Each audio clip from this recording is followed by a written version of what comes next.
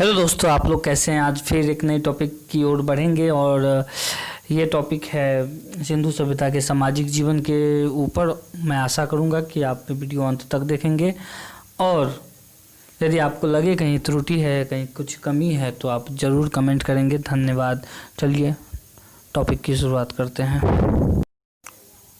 ऐसा है कि इस टॉपिक पे बार बार क्वेश्चन पूछा जाता है कि जैसे बीपीएससी, यूपीएससी और पीसीएस के जितने भी एग्जामिनेशन होते हैं उसमें सामाजिक जीवन तो ज़रूर ही पूछता है।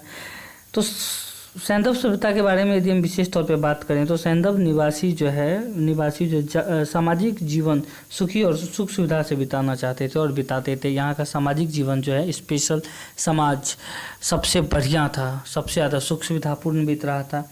उसकी सामाजिक व्यवस्था का मुख्य आधार परिवार था। वो परिवार को सबसे ज़्यादा अहमियत देते थे, परिवार उसके लिए सबसे इम्पोर्टेंट होता था।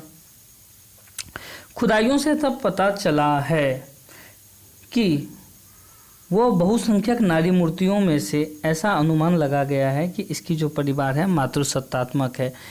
मतलब कि ये जो है सिंधु घाटी सभ्यता लोग माँ की पूजा करते थे, माँ की उपासना करते थे, यानी कि मातृसत्तात्मक, माँ से संबंधित होगी कोई देवी देवताएं।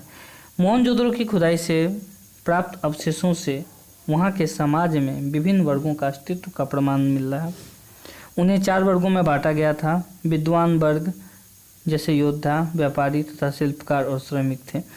एक विद्वान वर्ग था, फिर योद्धा थे, व्यापारी थे और शिल्पकार थे।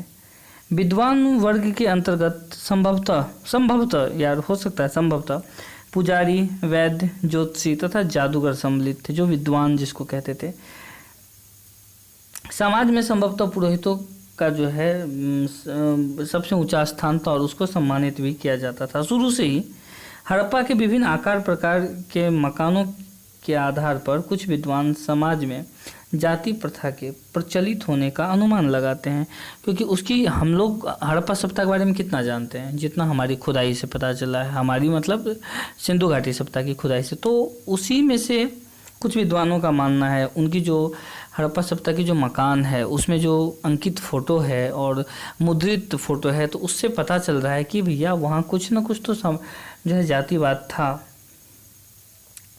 कुछ का मानना है, ऐसा नहीं कि सभी का मानना है। अधिकांश जो इतिहासकार हैं वो इसके पक्ष में नहीं है कि कोई जाति प्रथा थी वहाँ खुदाई में तलवार, पहरेदारों के भवन तथा प्राचीरों के अवशेष मिलते हैं और मिले हैं, जिनके आधार पर समाज में क्षत्रियों से मिलते जुलते किसी योद्धा वर्ग के होने का अनुमान लगाया जा सकता है। यदि तलवार मिला है, मुकुट मिला है, मुखौटा मिला है, यदि वो लोग क्षत्रिय नहीं थे तो संभवतः इसी तरह कुछ थे, इसी तरह से कुछ न कुछ तो थे जो क्षत्रियों की श्रेणी में नहीं था, पर दोस्तों क्षत्रिय जरूर था।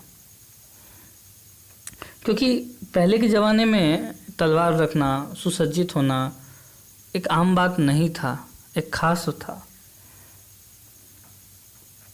यदि एग्जाम्पल पे लूँ कि भैया किसी भी आम इंसान को यदि वेपन दे दें और बंदूक दे दें, बोले कि भाई तू जा, तो क्या आप किसी के कमर में यदि बंदूक देखेंगे तो आप क्या सोचेंगे? मुझे इसका जवाब दीजिए। अब 2 बात सोचिएगा। पहला, या तो साला ये क्रिमिनल है या फिर ये पुलिस में है। तो दोनों ही ऑप्शन आप सोच सकते हैं। तो वही अंदाज़ा हम इससे भी लगाते हैं। कुछ और बातें हैं। तीसरे वर्ग में अनेक व्यापारी तथा शिल्पियों जैसे पत्थर काटने वाले, खुदाई करने वाले, जुलाहे, स्वर्णकार आदि की गणना भी की जाती है। यहाँ पे तीसरा वर्ग की जो है कल्पना की गई है। और यदि आपने इससे पहले सिंधु घाटी सभ्यता की उत्पत्ति, सिंधु घाटी सभ्यता की शिल्पकला वगैरह पढ़े हैं तो आपको पता होगा कि बाप रे बाप, सिंधु घाटी सभ्यता इतना विकसित सभ्यता था जिसकी परिकल्पना बाप आज के युग से भी अच्छा था। और पता नहीं हम लोग डेवलप होने के वजह पीछे ही भागते जा रहे हैं। शायद इतिहास इसीलिए बना है कि हम अपने पूर्वजों के बारे में जानें और विशेष तौर पे छोटी छोटी बातों को जानकर हम आगे बढ़ें। तो बहरहाल हम चलते हैं उनके सामाजिक जीवन के बारे में। तो कुछ खास बात बता रहे थे, जैसे कि पत्थर काटने वाले, खुदाई करने वाले, जुलाहे, स्वर्णकार आदि की गणना की गई है। अंतिम वर्ग थे वो जो थे वो श्रमिकों का था, जिसमें चर्मकार कृषक, मछुए आदि आते थे। हड़प्पा की श्रमिक बस्तियों का आकार कुछ विद्वान समाज में दास प्रथा के अस्तित्व का जो है प्रमाण देती है। कुछ का मानना है कि ये श्रमिक जो है वो एरिया है जहाँ पे कहते हैं लेबर मजदूर रहते हैं, तो संभवतः वो लेबर मजदूर नहीं, संभवतः हो सकता है कि वो दास प्रथा वहाँ पे लागू हो। लेकिन ये कुछ का मानना था। जैसे मैं बात कर रहा हूँ व्हीलर का जो अनुमान था, और अनुमान है कि इसमें रहने वाले, किस में रहने वाले, वो दास जहाँ पे वो गरीब लोग या कह सकते हैं ना हम लोग श्रमिक लोग रहते थे, उनमें रहने वाले लोग दास ही थे, इनका व्हीलर का कहना है। किंतु राव, इस जो इतिहासकार राव थे, इस निष्कर्ष से जो है बिल्कुल सहमत नहीं थे। उल्लेखनीय है कि हड़प्पा की खुदाई में अत्यंत विशाल एवं लघु मकान पास पास स्थित मिलते थे, जो समान इस बात का प्रमाण है कि समाज में धनी निर्धन का भेदभाव था ही नहीं। ओके, एक बात कहता हूँ, छोटी सी बात कहता हूँ कि यदि ठीक है गरीब अमीर वाली बात थी, तो अचानक एक बहुत बड़ा मकान और एक छोटी सी मकान कैसे आसपास में आ जाती, इसके बारे में तो सोचना चाहिए। यदि समाज में ठीक है, मान लिए व्हीलर महोदय ने कहा कि यहाँ ऊंच नीच होता है, लेकिन राव के जो निष्कर्षण को हम काट नहीं सकते हैं। इसके निष्कर्षण व्हीलर महोदय के निष्कर्षण से काफ़ी अलग थे और प्रमाणिक थे कि भैया ठीक है ये बड़ा मकान है तो छोटा मकान कैसे उसके साथ आया। इसका मतलब है कि यहाँ पे भेदभाव नहीं था, ना के बराबर था, और काफ़ी मेल मिलाप था। मिस्री तथा सुमेरियन समाज के समान सैंधव समाज में भी दास प्रथा का अस्तित्व खोजना तर्कसंगत नहीं था। जिस तरह से दो समाज और थे इससे पहले, जैसे मिस्री समाज और सुमेरियन समाज, ठीक उसी तरह उन दोनों में जो है दास प्रथा की हम कल्पना नहीं कर सकते। ठीक उसी तरह जो है सैंधव सभ्यता में भी दास प्रथा की कल्पना करना मूर्खता होगी या तर्कसंगत नहीं होगी। सैंधव लोग शाकाहारी और मांसाहारी दोनों प्रकार के भोजन करते थे। यदि शाकाहारी की बात करूं तो गेहूं, जौ, चावल, तिल, दाल आदि अनेक प्रमुख खाद्यान्न थे। साग सब्जियां, दूध और विभिन्न प्रकार के फलों जैसे कि खरबूजा, तरबूज, नारियल, नींबू, अनार आदि शाकाहारी भोजन के प्रमुख इनके खाते थे। और यदि मांस की बात करूं तो भेड़, बकरी, सुगर, मुर्गी, बैक सब था, सब बत्तख, घड़ियाल आदि को ये मांस के रूप में, और मछलियां तो खाते ही खाते थे। ये ऐसे मैं नहीं कह रहा हूँ, अवशेषों से पता चल रहा है। अवशेष जो खुदाई से रखाल दास बनर्जी सबसे पहले किए थे, आपको पता होगा ना, आप कंपटीशन की तैयारी कर रहे हैं, आपको पता ही होगा। इन जानवरों की अधजली हड्डियाँ प्राप्त है। अधजली हड्डियाँ तब प्राप्त होती है दोस्तों, या तो वास्तव में वो किसी घटना का शिकार हो गया हो, जल गया हो, या फिर उसे जला पका के खाया हो। और यदि किसी घटना का शिकार हुआ होगा तो संभवतः उसके वो सभी एरिया, जैसे आग लग गया, उस समय आग लगने की प्रथा बहुत ज़्यादा थी। प्रथा मतलब कि लग जाती थी, तो आग लगती थी तो केवल उस हड्डी में थोड़ी नहीं लगेगी, अगल बगल के सराउंडिंग में लगा। लेकिन इतिहासकारों ने खोजा तो स्पेशल वो हड्डी ही, उस हड्डी में ही जो है वो जला भुना था। तो समझ गए कि भैया यहाँ तो बात है कि इन लोग तो मीट मछली सब खाते थे। दोस्तों खुदाई से और भी बहुत कुछ प्राप्त हुए, जैसे कि सूती वस्त्र, ऊन, दोनों प्रकार के वो लोग वस्त्र पहनते थे उस समय। समझ रहे हैं, उस समय ऊन का, सूती वस्त्र का। तो खुदाई में सुई मतलब समझ रहे हैं, सुई अवशेष मिले, जिससे पता चला है कि उन्होंने जो है वस्त्र को सिला होगा। हम सिर्फ देखें दोस्तों, हम हैं या इतिहासकार हैं या और कोई यूट्यूबर है, हम लोग सिर्फ अंदाज़ा लगा रहे हैं, अंदाज़ा के तहत कि भैया ऐसा हो सकता है, ऐसा होता होगा, और जो होगा वो होगा, और यही होता होगा। स्त्रियां जूड़ा बांधती थी वहाँ, ये भी खुदाई से पता चला। पुरुष लंबे लंबे बाल रखते थे एवं दाढ़ी मूछ भी रखते थे। विधिक प्रकार के आभूषण पहनते, जैसे कंठहार, वर्णफूल, हंसलू, भुजबंद, कड़ा, अंगूठी, करधने आदि पहनते थे दोस्तों। हड़प्पा से सोने के मनकों वाला 6 लकड़ियाँ, एक सुंदर हार मिलता है, जो मैंने पहले पिक आप देखे होंगे, एक सुंदर सा मिलता है। ये सवाल बार बार पूछा जाता है कि सोने की जो मनकों वाला 6 जो है लड़ियों का जो एक सुंदर हार कहाँ से मिला है, तो उसका आपका जवाब होना चाहिए हड़प्पा से।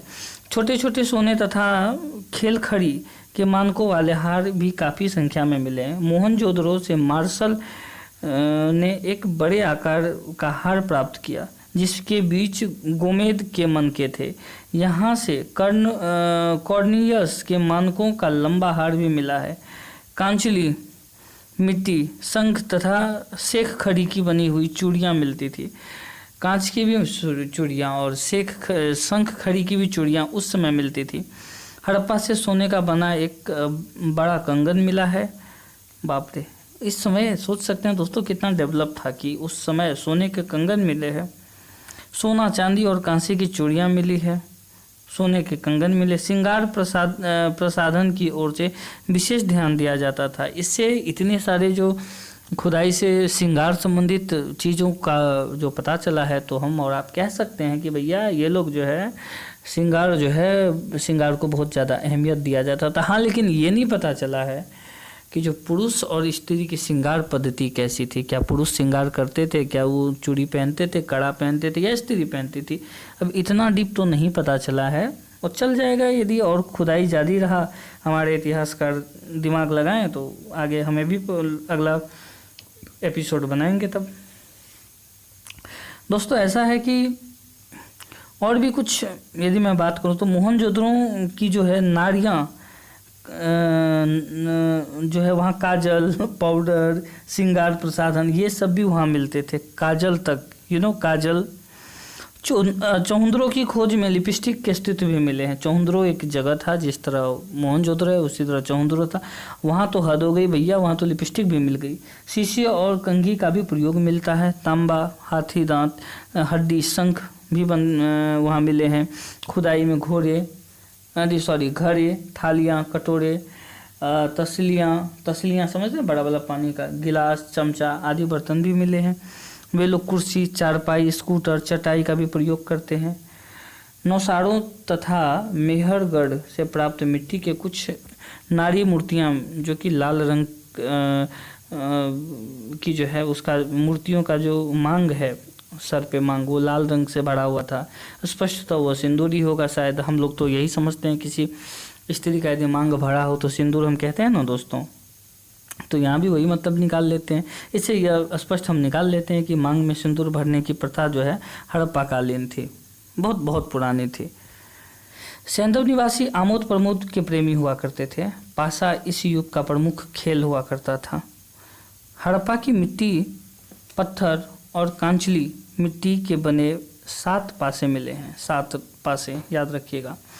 मोहनजोदड़ो से भी मिट्टी तथा पत्थर के पासे मिले हैं। विभिन्न स्थलों पर आजकल के शतरंज की गोटियों से मिलती जुलती मिट्टी, शंखा, संगमरमर, स्लेट और सेलखड़ी आदि की बनी जो है गोटियां भी मिली हैं। लोथल से, समझ रहे, लोथल भी एक नाम था, उस जगह था, अभी भी है, सिर्फ नाम बदला गया। लोथल से खेलने के बोर्ड के 2 नमूने मिलते हैं। इसमें से एक मिट्टी तथा दूसरे के ईंट बना था। विभिन्न स्थानों के समीप खुदाई से जो है स्टेडियम होने की भी आशंका जो है दर्ज हुई है कि यहाँ भैया भविष्य बीते हुए समय में स्टेडियम हो सकता है और हो सकता था। दोस्तों लोथल अपनी गोदीवाड़ा के लिए प्रसिद्ध था, तो कुड़न क्षेत्र अपने स्टेडियम के लिए प्रसिद्ध था। नृत्य भी मनोरंजन का प्रिय साधन रहा होगा, जैसे कि नर्तकों की मूर्ति से पता चलता है। अब एक बात बताइए दोस्तों कि उस ज़माने में एक नर्तक की मूर्ति होना क्या दर्शाता है? ऐसा तो नहीं उसको, उन लोगों को सपना आया कि एक औरत है, कमर टेढ़ा करके एक हाथ ऊपर करके फोटो ली होगी। संभव था उस समय डांस गाना बजता था, इसीलिए उससे प्रेरित होकर उन्होंने मूर्ति बनाई होगी। तो हमने नर्तकी की मूर्ति देखकर हमने ये अंदाज़ा लगा लिया कि ये हो न हो इस तरह की मूर्तियाँ पहले बनी थी, पहले के लोग थे, अतः वहाँ के लोग आमोद प्रमोद के साथ साथ नृत्य पे भी विशेष ध्यान देते थे और एक कहते हैं मनोरंजन में उनको भी शुमार किए थे। दोस्तों वहाँ पे मापतोल में जो है उन लोगों को पता था, मापतोल की इकाई पता था, मापतोल होता है ये भी पता था। खुदाई से तराजू के अवशेष भी मिले हैं। दशमलव पद्धति का भी परिचय उनको था। दशमलव पद्धति जो 2.43 होता है, तो उन लोगों को इस चीज़ की जानकारी थी। माय गॉड, देख रहे हैं कितनी ज़्यादा वो लोग विकसित था। उत्खनन में बहुसंख्यक अस्त्र शस्त्र, औजारों व हथियारों के नमूने मिले हैं। युद्ध तथा कहते हैं ना शिकार में तीर, धनुष, परशु, भाला, कटार, गदा, तलवार आदि का प्रयोग मिलता है। अस्त्र शस्त्र सामान्यतः तांबा और कांसे के बने थे उस समय में। अन्य उपकरणों जैसे कि भरछा याद है ना, समझ लीजिएगा भरछा, कुल्हाड़ी, बसुली, आड़ा आदि प्रमुख थे। आड़े जो है दंतेकार के होते थे, दंतकार के मतलब दांत उभड़ा हुआ होता था। स्पष्ट है कि युद्ध संबंधित उपकरण साधारण कोटि के होते थे, जो इस बात के साक्षी हैं कि इस सभ्यता के लोग ने भौतिक सुख सुविधाओं की ओर विशेष ध्यान दिया। तो दोस्तों, आज की टॉपिक मैं यहीं पे ख़त्म करता हूँ, और ये टॉपिक सामाजिक जीवन की थी। यदि आपको वीडियो पसंद आता है तो प्लीज़ सब्सक्राइब करो, और मुझे कम से कम इतना तो सुख दो कि भाई मैं कुछ आप लोग के लिए करूं। तो सब्सक्राइब करने से क्या हो जाता है, मेरा मनोबल थोड़ा सा बढ़ जाता है और अगली वीडियो बनाने की बहुत ज़्यादा इच्छा करती है। दोस्तों, आपका कमेंट भी ज़रूरी है, और साथ में सब्सक्रिप्शन भी जरूरी, क्योंकि यूट्यूबर के लिए एक सब्सक्रिप्शन जो है, जिस तरह आप नौकरी करते हैं उसी तरह ये नौकरी है मेरा। तो प्लीज़ इसको सब्सक्राइब कीजिए और प्लीज़ आगे बढ़ने का मौका दीजिए। धन्यवाद।